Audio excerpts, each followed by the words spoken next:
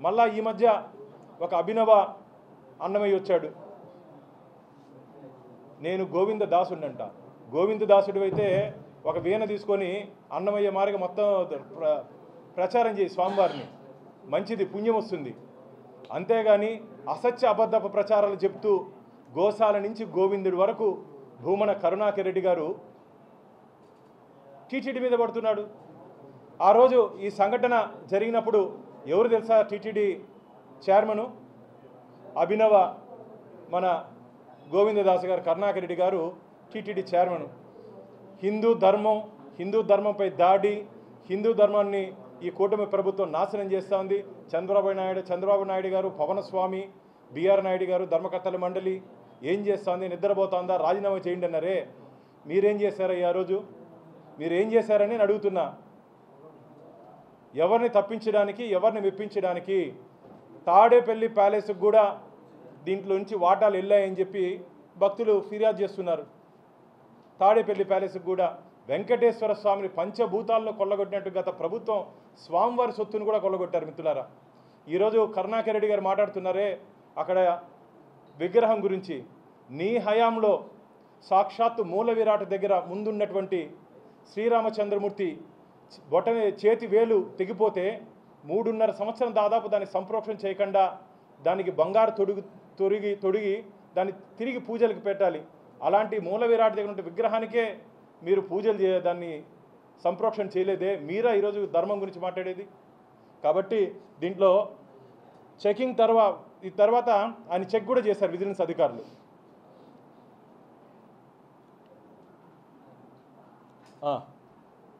మిత్రులారా,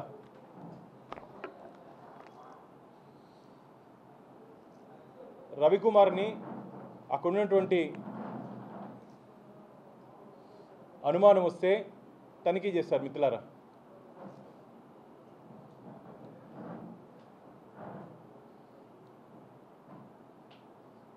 ఇంకో బాధాకరం విషయం తెలుసా? ఈ వీడియోస్ అన్ని అరెస్ట్ చేసేసారు. సాక్ష్యాధారాలు లేకుండా ఈ వీడియోస్ అన్ని అరెస్ట్ చేసేసారు. ఎడిట్ కాదు, ఎరేజ్.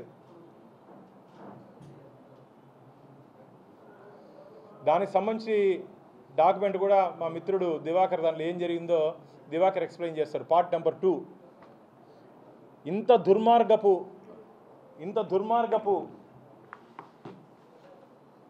దుర్మార్గపు అధికారులు కానీ ధర్మకర్తల మండలిని కానీ టీటీడీ చరిత్రలో చూడలేదు. స్వామివారి సొత్తుకి కాపలాదారులండి మేము. స్వామివారి సొత్తుకి, స్వామివారికి కాపలాదారులు. ధర్మకర్తల మండలి అధ్యక్షులు, సభ్యులు అది హోదా కాదు, బాధ్యత. గరుత్మంతుడు ఎక్కడ స్వామివారికి వాహనమో మేము స్వామివారి దగ్గర కాపలా కుక్కలుగా మేము భావిస్తున్నాం. అక్కడ ఏమి జరిగినా, స్వామివారికి అపచారం జరిగినా, ఏం జరిగినా సరే స్వామివారి పట్ల విశ్వాసంగా ఉండాలి మేము. అప్పుడు ఏం చేశారయ్యా మీరు? ఎందుకు తప్పించారు?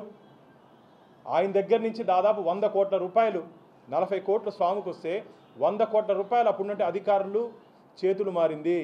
ఎవరెవరికి మారింది, ఎంతెంత మారింది, ఎప్పుడు మార్చుకున్నారు, ఎక్కడ మార్చుకున్నారు, పూర్తి వివరాలు రాబో రోజుల్లో వస్తాయి. తిరుపతిలో ఆస్తితో కాకుండా చెన్నైలో ఆస్తిని, రవికుమార్ సంబంధించిన ఆస్తిని టీటీడీ ఇన్ఫర్మేషన్ సెంటర్లో రాజీ చేసుకున్నట్టు వ్యక్తులు ఎవరు? టీటీడీ ఇన్ఫర్మేషన్ సెంటర్లో కూర్చొని చెన్నైలో ఉన్న ఆస్తుల్ని బదలాయించుకున్న అధికారులు ఎవరు? ఆ రోజు అక్కడ ఎవరెవరు ఉన్నారు, ఎవరెవరు పంచుకున్నారు? నాకు ఇది కావాలి, నాకు ఇది కావాలి, ఇది రేట్ ఎక్కువ, ఇది నాకు రాసి, ఇది రేటు తక్కువ నువ్వు తీసుకో అని రాజీ పోయిన అధికారులు ఎవరు? రాజీ చేసినట్టు పెద్ద మనుషులు ఎవరు? అన్నీ వస్తుంది బయట. ఇది మేము పూర్తి ఆధారాలతో మాట్లాడుతున్నాము మిత్రులారా, పూర్తి ఆధారాలతో మాట్లాడుతున్నాం. ఇవన్నీ సిఈడి అధికారులకి ఎవరెవరు ఎక్కడెక్కడ ఏమేమి చేస్తారో మేము ఇస్తాం. పార్ట్ 2 మా మిత్రులు, మా గౌరవ సభ్యులు ఏం జరిగింది పార్ట్ 2లో వారు వివరిస్తారు. స్వామివారి పేరుతో దాదాపు 40 కోట్ల రూపాయలు స్వామివారి పేరుతో ట్రాన్స్ఫర్ అయిన అఫీషియల్గా. దీంట్లో ఆ రోజు మీడియా మిత్రులు కూడా తిరుపతిలో నేను తీసుకుని వెళ్ళి చూపించడం జరిగింది. మీడియా మిత్రులు కూడా తీసుకుని వెళ్ళి చూపించడం జరిగింది. ఇవి అపార్ట్మెంట్స్. ఇప్పుడు దాని టీటీడీ అధికారులకి విడిది కోసం టీటీడీ వినియోగించుకుంటా ఉంది. ఇంత దారుణమైన విషయం, ఎఫ్ఐఆర్లో కూడా చాలా ల్యాబ్స్ ఉన్నాయి మిత్రులారా. మన టెంపుల్ పరిధి 1 టౌన్కి వస్తే దానికి అప్పుడున్నట్టు సిఐ కాకుండా వేరే వాళ్ళ దగ్గర కేసు రిజిస్టర్ చేయాల్సిన అవసరం ఏముంది? అసలు లోక్ అదాలత్కు పోయే కేసే కాదు. మీకు ఏదైనా టీటీడీలో ల్యాబ్స్ ఉంటే సిస్టమ్ ఒకటి ఉంది, లా డిపార్ట్మెంట్కి రెఫర్ చేయాలి. ఇప్పుడు కోర్టు అడిగింది కూడా అదే, బోర్డులో ఏమైనా నిర్ణయం తీసుకున్నారని లా డిపార్ట్మెంట్కి రెఫర్ చేస్తే లా డిపార్ట్మెంట్ నుంచి వచ్చినటువంటి సజెషన్స్ని బోర్డులో చర్చించి త్రూ బోర్డు ఎగ్జిక్యూటివ్ ఆఫీసర్ పోయి ఎగ్జిక్యూటివ్ ఆఫీసర్ నిర్ణయం తీసుకోవాలి. కానీ ఈ దొంగతనానికి నిర్ణయం తీసుకునే అధికారం బోర్డుకి లేదు అంటున్నా. స్వామివారి ఖజానాలో దొంగతనం జరిగితే నిర్ణయం తీసుకునే అధికారం బోర్డుకి లేదు, ముఖ్యమంత్రి గారికి కూడా లేదు. దానికి నిర్ణయం తీసుకునే అధికారం వెంకటేశ్వర స్వామికి మాత్రమే ఉంటుంది. మళ్ళీ ఏం జరిగిందో మా మిత్రుడు చెప్తాడు ఇప్పుడు. And also found the valuable articles in the missing bags of the pilgrims. After the recovery, the amount which was not given to the devotees that was received money is used illegally for the needs of the office. మిత్రులారా, ఈ line అర్థమైంది. దొంగల దగ్గర నుంచి pick పాకెటర్లు, offenders అంటే దొంగలు మిత్రులారా, వాళ్ళ దగ్గర నుంచి రికవర్ చేసినటువంటి సొత్తుని కూడా అప్పుడున్నటువంటి విజిలెన్స్ అధికారులు దొంగల దగ్గర గజ దొంగ అంటారు. దొంగల దగ్గర తీసుకున్నటువంటి వాళ్ళని గజ దొంగల్ని ఆ రోజు ఏం చేశారు కరుణాకర్ రెడ్డి గారు? మీరు ఇవన్నీ మీ టైంలోనే జరిగింది. న్యాయము, ధర్మము, దేవుడు, దైవము, హిందూ ధర్మంపై దాడి అన్నారు కదా, ఏం చేశారు కరుణాకర్ రెడ్డి గారు?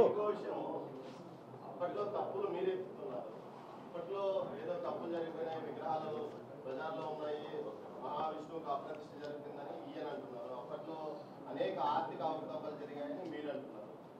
మొత్తం మీద అప్పుడు జరిగిన వ్యవహారము, ఇప్పుడు జరిగిన వ్యవహారాలలో టీటీడీ పరువు ప్రజాన పడుతుందని మీరు అనుకోలేదా?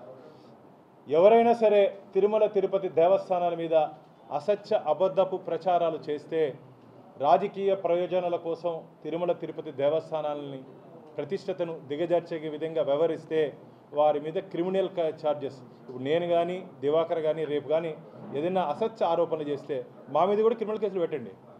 ఎవరిపైనైనా మేము స్వామివారి దగ్గర తప్పుడు ఆరోపణలు చేస్తే మా మీద కూడా క్రిమినల్ కేసులు పెట్టండి. ఇది ఒకవేళ డూప్లికేట్ అయితే మా మీద కూడా ఎఫ్ఐఆర్ కట్టి జైలు వేయండి.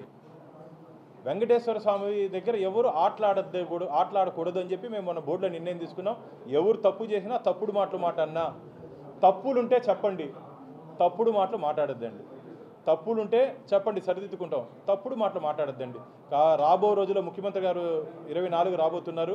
వారు వచ్చిన తర్వాత ఇంకా ముఖ్యమంత్రి గారితో మాట్లాడిన తర్వాత ఇంకా కఠినమైన నిర్ణయాలు. ఎందుకంటే టీటీడీ పవిత్రతను కాపాడుకోవాల్సిన నైతిక బాధ్యత వెంకటేశ్వర స్వామి భక్తులుగా మనందరి మీద ఉంది. ఏదో మా ఒక్కరి మీదే కాకుండా ఇప్పుడు నేను కూడా గతంలో టీటీడీలో జరిగినట్టు అనేక అవకతవకలు మీ ముందు ఉంచడం జరిగింది. కానీ సాక్ష్యాధారాలతో పాటు మిత్రులారా, మేము ఏం మాట్లాడినా సరే విత్ ఆధారాలతో మాట్లాడతాం. నేను కోర్టుకి వెళ్ళాను గత ప్రభుత్వం తీసుకున్నట్టు నిర్ణయాల మీద. కోర్టులో వెంకటేశ్వర స్వామికి అనుకూలంగా తీర్పు వచ్చింది, ధర్మానికి అనుకూలంగా తీర్పు వచ్చింది. మీకు ధైర్యం ఉంటే కోర్టుకి పోండి అంటున్నా.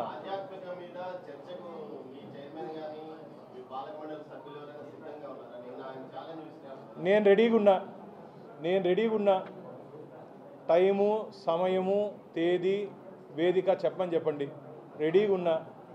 ఏం జరిగింది 5 సంవత్సరాలు నేను చెప్తా, ఈ సంవత్సరం మేము ఏం చేసామో మేము చెప్తా, వాళ్ళు ఎక్కడెక్కడ తప్పు చేశారో మేము చెప్తా, మేము ఎక్కడ తప్పు చేయలేదని నిరూపించేదానికి మేము సిద్ధంగా ఉన్నాం.